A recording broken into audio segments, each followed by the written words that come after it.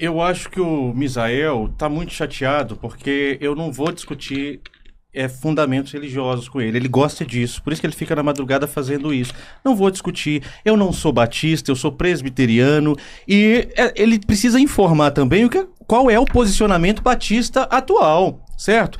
E outro detalhe que ele também não informa para vocês é que, mesmo sendo presbiteriano, eu fico com a Bíblia na minha questão de fé. Eu não vou trazer aqui a minha questão de fé. Eles estão querendo isso. É isso que eles estão querendo desde o debate passado. Querem que eu traga a Bíblia para cá. E eu não vou trazer a Bíblia por quê? Porque eles tentam deslegitimar as nossas opiniões, tentando nos reputar como fundamentalistas religiosos. Ele vai falar de Bíblia sozinho. Eu não vou falar, não. Eu sou presbiteriano. A igreja presbiteriana, que não tem nenhuma ligação com a igreja presbiteriana brasileira, lá nos Estados Unidos está aprovando casamento entre homens, pessoas do mesmo sexo. Isso significa que a igreja presbiteriana brasileira apoia isso? Não apoia, não. Então falar que católico alguma vez já apoiou, batista alguma vez já apoiou, leva esse discurso lá para sua choradeira da madrugada. Pergunta 4. Se a autonomia corporal é usada como justificação para o aborto, como reconciliar esse princípio com o fato de que, em outros contextos, a sociedade limita a autonomia em nome da proteção de terceiros vulneráveis? Por que o feto seria excluído dessa lógica? 5 minutos. Porque um feto não é um terceiro vulnerável, ele não é considerado uma pessoa de acordo com a nossa Constituição. Deixa eu ver até aqui os artigos para te falar, já que tu disse que a gente não pesquisou. Desculpa, gente. Não, podia ter me pedido pra procurar aqui, eu procuro mais adiante. Eu fiz aqui a tabelinha comparativa, inclusive. Tá aqui, já passou. Desculpa. Não, Aqui. Direitos reprodutivos, não é? A Constituição Pode garante... pausar e dar mais tempo pra eles, eu não me importo, não.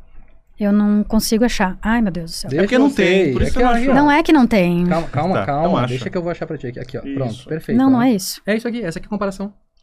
Esses são os direitos plenos e... Tá, vamos lá então. Eu falo qualquer coisa. A comparação direta que a gente tem aqui, a personalidade jurídica é plena para a pessoa nascida, no artigo 2 da Constituição. Feto nascituro parcial condicional, só nasce com vida. Direito à vida absoluto, no artigo 5 da Constituição Federal, protegido penalmente, mas não como pessoa. Como eu disse, não tem nenhum código penal dizendo que é um assassinato fazer um aborto. Não é assassinato fazer aborto, então não é homicídio, como o Ben está falando aqui o tempo todo. Autonomia plena, salvo incapacidades para a pessoa completa, nenhuma depende totalmente da gestante, segundo o nascituro, como ele disse, já que ele disse, não fala embrião, tudo bem, eu tô falando embrião para a pessoa entender melhor. Direitos sociais, saúde, educação, previdência e voto para a pessoa plena, protegido indiretamente via mãe pro feto. Em conflito com a mãe não se aplica, mas para a pessoa completa, mais direitos ponderados, a saúde da mãe sempre prevalece. Proteção penal, homicídio, lesão corporal, etc. Crime de aborto, penas bem menores, ou seja, inclusive nas penas pro crime de aborto. Quais são as penas para crime de aborto, sabe? Abre o 128 aí. Não tem, a gente não tem internet. Eu tenho aqui, não tem internet, mas eu tenho aqui eu tenho os 3. Tem, de 1 a 3. De 1 a 3 anos, então não é um assassinato. Poxa, que bacana. Olha só, acabamos de provar que não é homicídio, ele tá falando isso aqui o tempo todo durante esse debate. Qual era a pergunta mesmo? Desculpa. Qual é a pergunta? Pergunta? Porque a gente tá mostrando aqui penalmente, né? Você deu um fora aí que você vai passar vergonha. O Código Penal trata o aborto como crime contra a vida e informação, não como homicídio. Contra o quê?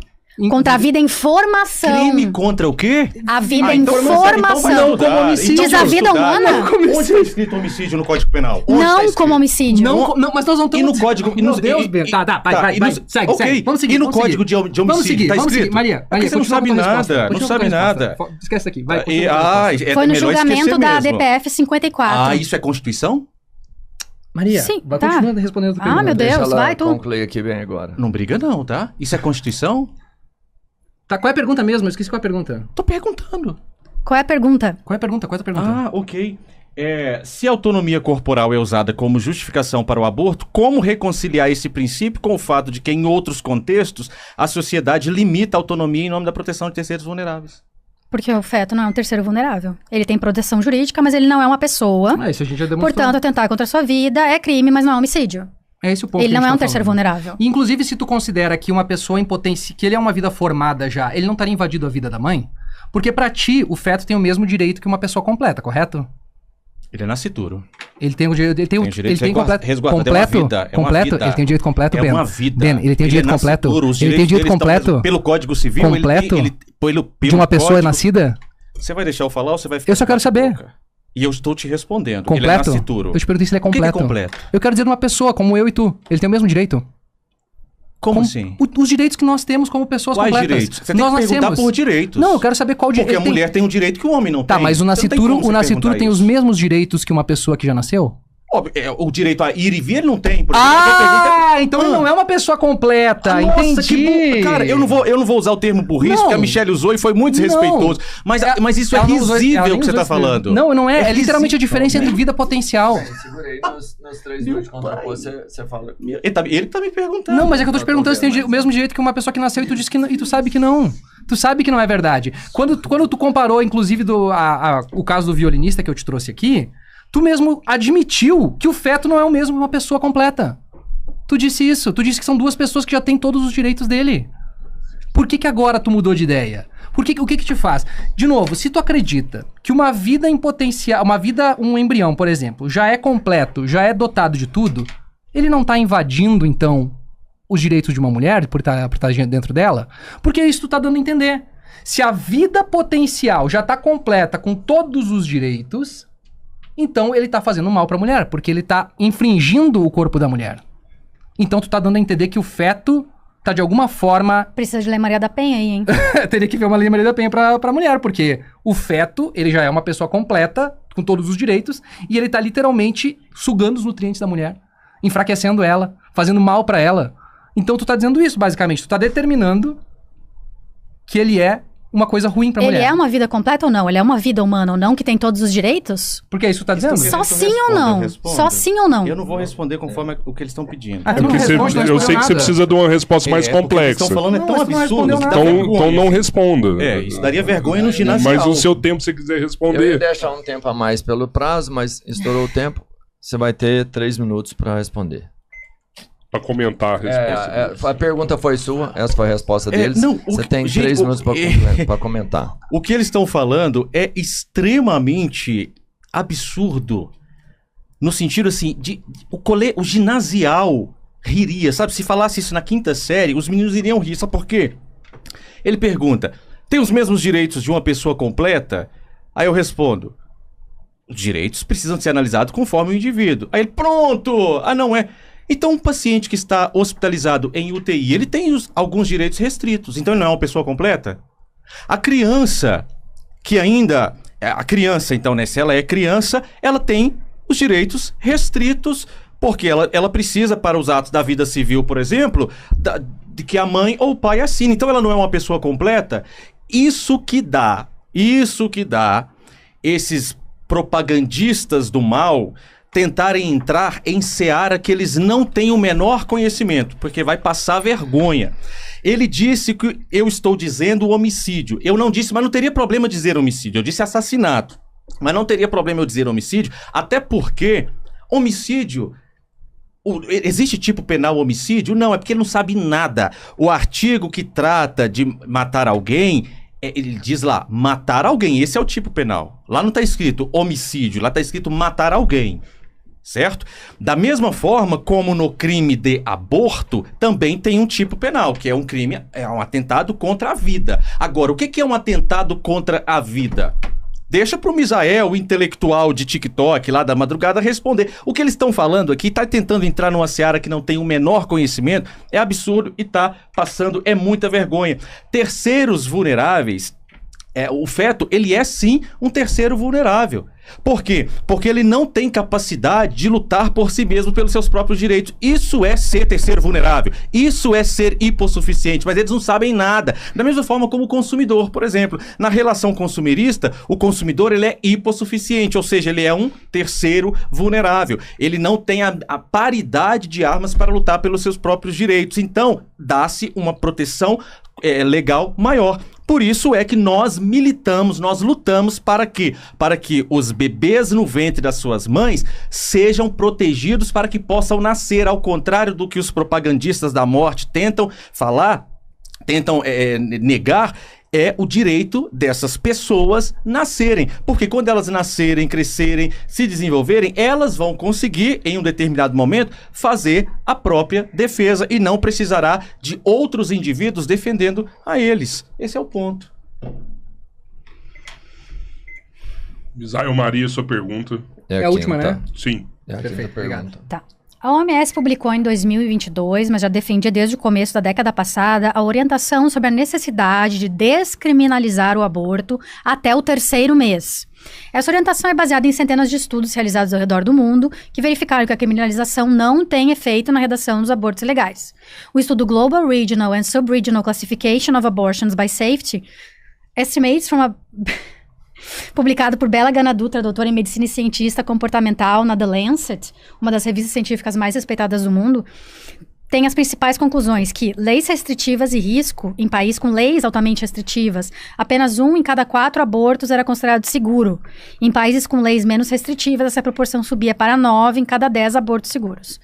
Impacto global, das 55,7 milhões de interrupções de gravidez estimadas anualmente entre 2010 e 2014, 25,1, 45%, foram realizadas em condições inseguras, com quase a totalidade, 97%, ocorrendo em países em desenvolvimento.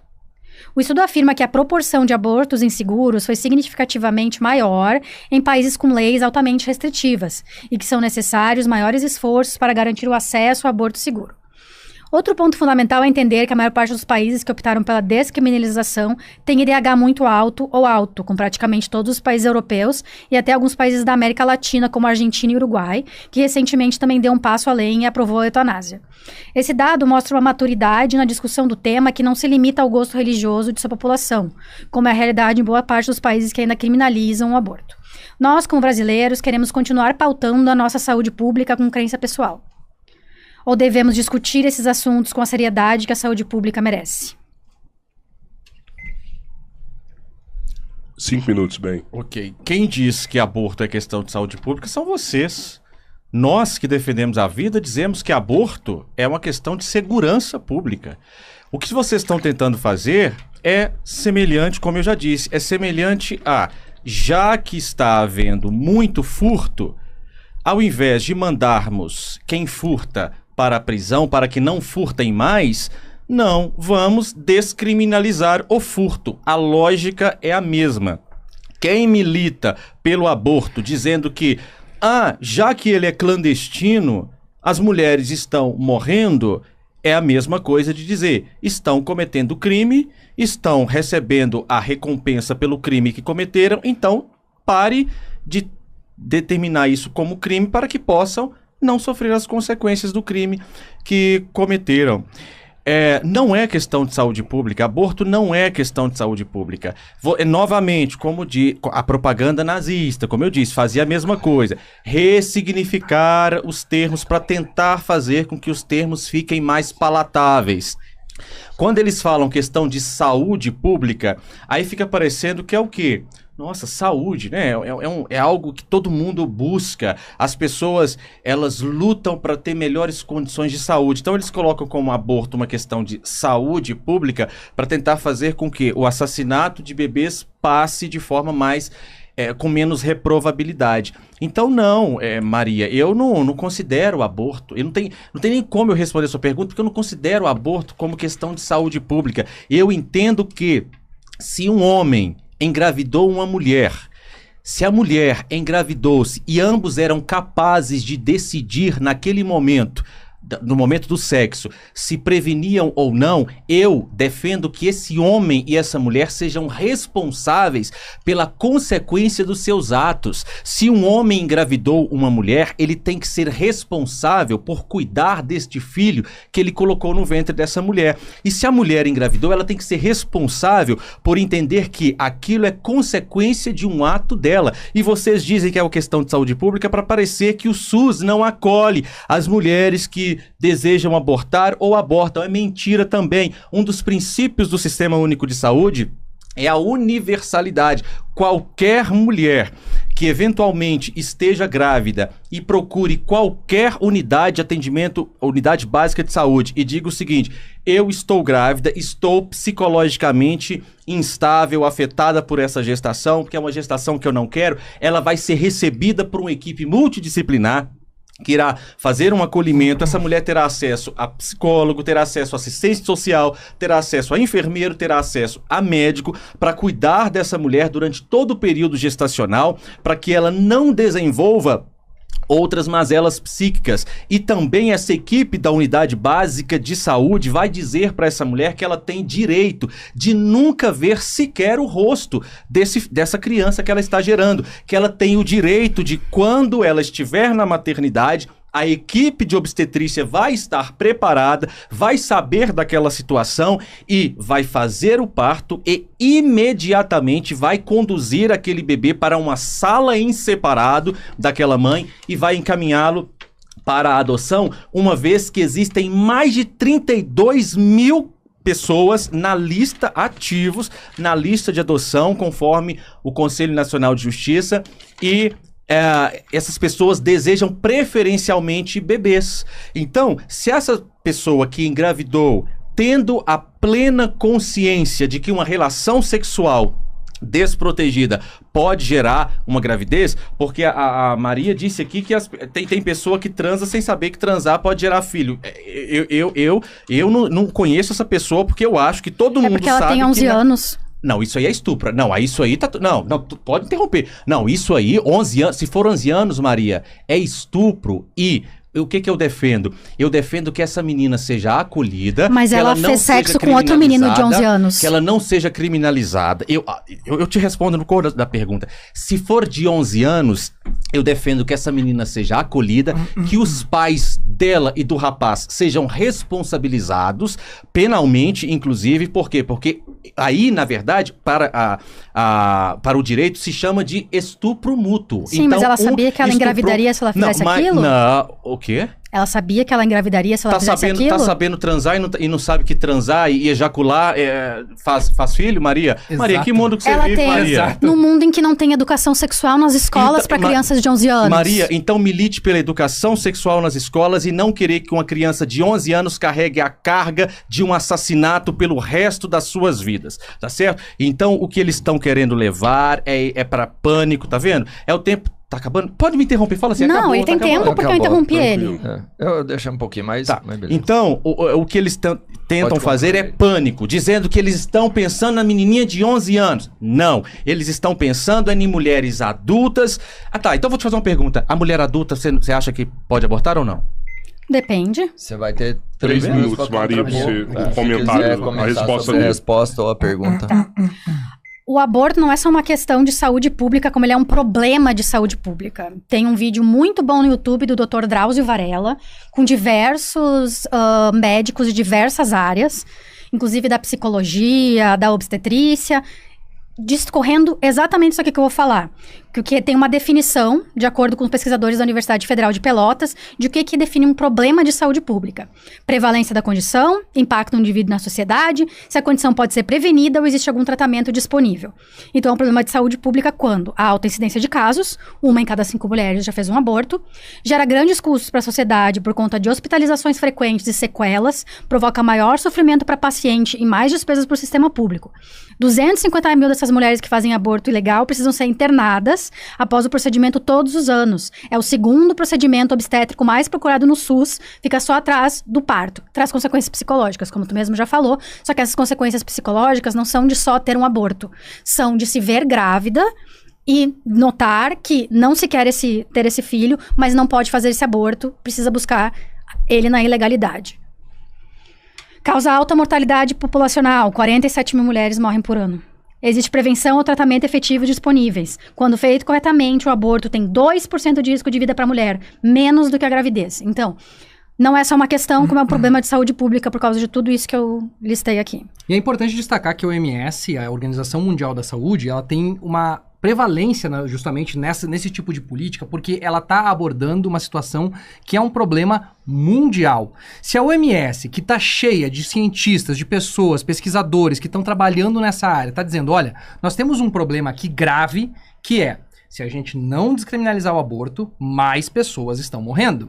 Então, inclusive, muita gente acha assim que, mas se a gente legalizar, se a gente descriminalizar o aborto, vai sair dando aborto pra caramba. Não é verdade, tá? Acontece quando se libera, se descriminaliza o aborto, que se tem um pico no primeiro ano, porque o que acontece? Esses dados que nós temos aqui do Plano Nacional de Aborto, da Pesquisa Nacional de Aborto, eles estão muito subestimados. Muito subestimados. Então, quando tu descriminaliza, tem um pico muito grande. E a partir dali, todos os anos começa a cair. Nos Estados Unidos, inclusive, começou com 1 milhão, 2 milhões de abortos por ano. Hoje a gente tem em torno de 300, 400 mil. Caiu muito esse número. Desses abortos que são feitos, é muito importante deixar isso claro. No aborto legal nos Estados Unidos, 99% dos abortos que são feitos antes do 3º mês. 1% dos abortos que são feitos depois do 3º mês. E desse 1%, 100% dos abortos que são feitos é só por risco de vida da mãe, anencefalia do feto e por alguma condição que possa causar a morte ou por algum estupro que aconteceu que ela não conseguiu fazer antes. Mas é só nesses casos. Todos eles são feitos naqueles 3 primeiros meses que a OMS recomenda. E a gente tem que ouvir especialistas em saúde e ciência, não pastores. Bem, Mendes, pergunta 5, sua última pergunta. 2 minutos. Ok. Você ouve quem você quiser ouvir, tá certo? Se alguém tem, inclusive isso está na Declaração Universal de Direitos Humanos, que o direito à religião também é um direito humano. Então a pessoa escuta quem ela quiser ouvir. E tem gente aqui escutando um casal abortista, propagandista da morte, então por que não escutar também um pastor? Mas eu não trouxe debate religioso. Foram eles que trouxeram e insistem em continuar nesse tema, porque sabem que querem fazer pânico moral. Se o argumento central para permitir o aborto é evitar sofrimento físico, emocional ou social, como impedir que esse mesmo raciocínio seja aplicado de forma lógica a outros seres humanos dependentes ou incapazes, abrindo precedentes éticos perigosos? Eu vou exemplificar. Eles estão dizendo que tem que abortar, ou seja, tem que legalizar matar crianças para se evitar o sofrimento de mulheres, que as mulheres não podem ser obrigadas a levarem uma gestação que elas não querem. Eles estão desconsiderando que essa mulher teve a chance, juntamente com o pai desse filho, de usar método contraceptivo. Mas estão dizendo que isso vai gerar um sofrimento psíquico nessa mulher. Também gera sofrimento psíquico para o cuidador de idoso acamado, por exemplo. Ele também tem um sofrimento psíquico. Então vocês desejam que se mate um idoso restrito ao leito? Também gera um sofrimento psíquico você criar uma criança neurodivergente porque ela demanda muita atenção dos pais. Vocês concordam também com o assassinato dessa criança neurodivergente? Causa sofrimento psíquico você cuidar de um idoso com doença degenerativa, como Alzheimer ou demência, corpos de Levy, demência, todos os tipos de demência também causam sofrimento emocional, um sofrimento psíquico. Vocês também são favoráveis a matar essas pessoas? A lógica é a mesma. Não, deixa... 5 minutos. Não. Só, de novo, eu não sou a favor da legalização do aborto, eu sou a favor da descriminalização do aborto. Que é para as mulheres não irem pra cadeia. Eu quero que as mulheres não vão pra cadeia se elas se veem obrigadas a ter um aborto. Não sou abortista, e eu quero repudiar muito aqui a tua insistência no ad hominem, porque eu não te chamei de nada. Em todo esse debate, eu não fui pra ofensa pessoal em nenhum momento, e é só o que tu faz. E é uma coisa, assim, muito feia, principalmente para um cristão. Eu não sou cristã, eu sou agnóstica. E eu não acho legal ficar usando ad hominem pra tentar desmerecer ou rebaixar as pessoas, por isso que eu não faço. É o que eu falo, a gente falou da demonização, que a gente tava falando desde o começo. A insinuação que vocês fizeram no TikTok, depois excluíram com medo de processo, é o quê? O quê? Sobre Gaza? Bem, nos 3 minutos você faz. Não, porque o tempo não vamos abordar sobre isso. Processo criminal que você ia tomar nas costas, e você excluiu que você não é homem? Vamos lá. É ad hominem também? Bora, continua. Não, eu queria dizer só uma coisa que a gente tá discutindo aqui, a gente discutiu isso aqui 500 vezes já, e a gente vai ter que explicar de novo. Potencialidade de vida, tá? Quando a gente tá falando aqui de um idoso, de uma pessoa com problema, com todas as síndromes que ele citou aqui, nós estamos falando sobre potencialidade de vida. E potencialidade de vida são pessoas que já são completas. E potencialidade é diferente disso. E a gente está tentando demonstrar isso desde o começo, tá?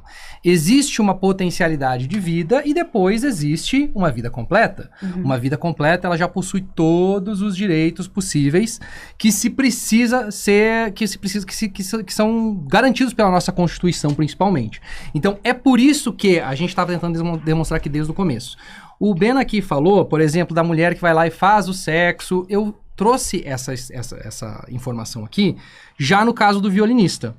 Uma pessoa que tomou todos os cuidados e mesmo assim engravidou, ela tem ou não tem o direito, ou melhor, de engravidou não, de se ligar ao violinista, ela tem ou não tem o direito de ser, de se desconectar do violinista?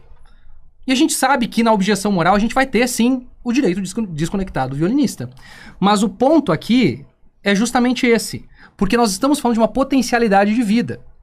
E não de uma vida completa, como o Ben tentou demonstrar. Então, essa pergunta não faz sentido, porque a gente já respondeu ela 300 vezes antes. E eu acho também que existem várias formas de evitar o sofrimento de cuidadores que não envolvem a morte das pessoas de quem eles estão cuidando, que são realmente pessoas e vidas completas. O Estado tem que dar esse amparo. E por isso que eu te perguntei, naquele momento, sobre como impedir que essas gravidezes aconteçam, porque o Estado tem que estar inserido aí também na prevenção. Porque tu não quer que as mulheres abortem, eu também não quero que as mulheres abortem. Eu não quero que chegue a um momento em que essa mulher se vê obrigada a abortar. Mas coisas precisam ser feitas para impedir que isso aconteça, não só demonizar as mulheres que fazem o aborto. Precisa ter educação sexual na escola, precisa ter mais conscientização sobre contraceptivos, precisa ter mais apoio do Estado para cuidar dessa criança, para essa mulher entender que ela vai ter amparo se ela decidir ter essa criança. Creches, se ela tem que trabalhar, alguém para cuidar. Porque as pessoas que são pró-vida, no momento que essa criança nasce, elas não vão ter nada a ver com essa criança. Tu não vai te dispor a ir lá e cuidar dessa criança para a mãe dela poder ir trabalhar, para poder colocar comida na mesa dela. A igreja cuida, tá? Tá bom, então. Se a gente levar em consideração que os pastores estão sendo presos por exploração e abuso sexual, acho que Qual pastor? Teve Muitos. pelo menos 82 em 2024. E não tem ateu também? Não, mas a maior parte é pastor. Então tá bom. Porque eles têm contato direto com as crianças, né? Entendi. Pode continuar. Tá. Raciocínio. Então, era isso que eu tava tentando tirar de ti aquela hora. Porque pra gente chegar num patamar em que essas mulheres não tenham essas gravidez indesejadas, é preciso ser feito alguma coisa antes que isso aconteça. É preciso ser feito alguma coisa para que a gente diminua o número de estupros. Que não seja penalizar mais o estuprador, porque isso não resolve. As mulheres continuam sendo estupradas, principalmente crianças de até 14 anos, principalmente dentro de casa, por membros da própria família. E a questão de criminalizar ainda mais essa criança, impedindo que ela faça o aborto depois da 22ª semana, porque nós temos um caso muito emblemático de Espírito Santo, onde a avó da menina só descobriu que ela estava grávida com 22 semanas, porque ela foi estuprada pelo tio e ele tinha uma arma e ameaçava matar a família se ela contasse. Essa menina, ela não tem que ser tirada do lar pelo juiz e ser postergado até para tentar convencer ela a ter esse filho. Ela tem que ter o direito dela de tirar esse filho. Entendeu? Outra coisa que nunca se pensa é: por que a gente acharia ok uma criança nascer de um estupro? Que tipo de vida essa criança vai ter? Porque, como eu disse antes, por mais que tu ache que essa mãe nunca vai ver essa criança, que essa criança nunca vai saber que ela foi vítima de estupro, ela vai saber. Porque a criança que passa pelo sistema de adoção e sabe que é adotada, ela quer saber de onde ela veio. Porque isso é importante não só para o desenvolvimento psicológico dela, mas para a saúde dela. Benoni, 3 minutos para você comentar a resposta dela. O amparo já existe. As pessoas elas têm o Sistema Único de Saúde para ter o amparo. Ela disse, não seja penalizar mais o estuprador. Claro que tem que penalizar mais o estuprador. Claro que tem. E eu concordo que a maioria dos estupros acontecem dentro de casa. Eu concordo. Então, por isso que eu acho mesmo que tem que penalizar mais o estuprador. Só que o direito da mulher estuprada abortar já existe, Maria. Não é isso que você veio defender aqui, não. Esse direito já está consagrado no Código Penal. Você pode ser honesta. Você e o seu marido vieram aqui defender o direito de qualquer mulher abortar, porque o direito do estupro, da mulher vítima de estupro já existe, já está aí no Código Penal. Não é isso que vocês vieram defender, não. Vocês estão com vergonha de defender o que vieram defender. E quando eu disse aqui, aí ela também disse que a criança vai querer saber sobre o pai estuprador. Então agora nós criamos um precedente terrível. Por quê? Porque um pai que não era estuprador, um marido, por exemplo, mas que batia na sua mulher e essa criança nasce, ela também não vai se sentir orgulho de ser filha de um pai que batia na mulher. Então tem que abortar essa criança também? Então não faz o menor sentido. Quando eu disse que esse rapaz e essa senhora ficaram nas redes sociais deles insinuando ataque à honra minha e da minha mulher, e que só não sofreram um processo criminal porque recuaram, porque nem para isso foi homem, de manter, sustentar até o final, eu estou falando que eu provo. E a minha equipe de advogados está muito ciente disso.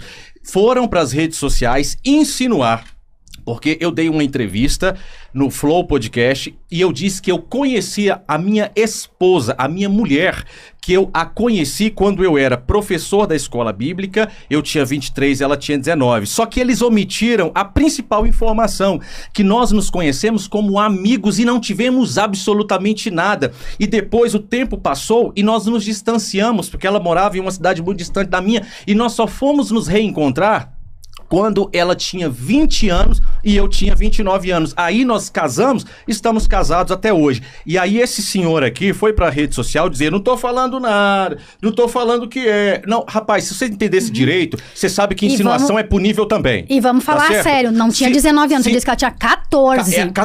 14 anos foi o que eu disse. Tu falou 19 agora. Não, eu falou que nós nos casamos. Não, você disse que quando vocês se conheceram, você tinha 23 e ela 19. 14 anos. Deixa claro, ela tinha 14 anos e ele era professor dela. Qual que é o problema? Não é isso, é só que E qual que é o problema? É que tu falou errado. Qual que é o problema? Só estamos dizendo que tu falou Vocês errado. querem sair daqui com um processo criminal nas Amigo, costas? eu só disse que tu Eu não sou falou teu errado. amigo.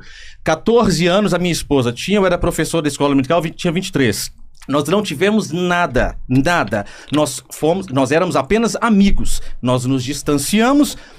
Quando ela tinha 20 anos, o destino quis que nós nos reencontrássemos, eu tinha 29, e aí nós namoramos, noivamos e casamos, como qualquer família conservadora e tradicional faz. Por isso é que a minha esposa nunca precisou fazer nenhum aborto e nem nunca vai precisar fazer. Então, eu acho que vocês têm que ter muita responsabilidade com o que vocês insinuam Acabou nas o redes tempo, sociais. Bom...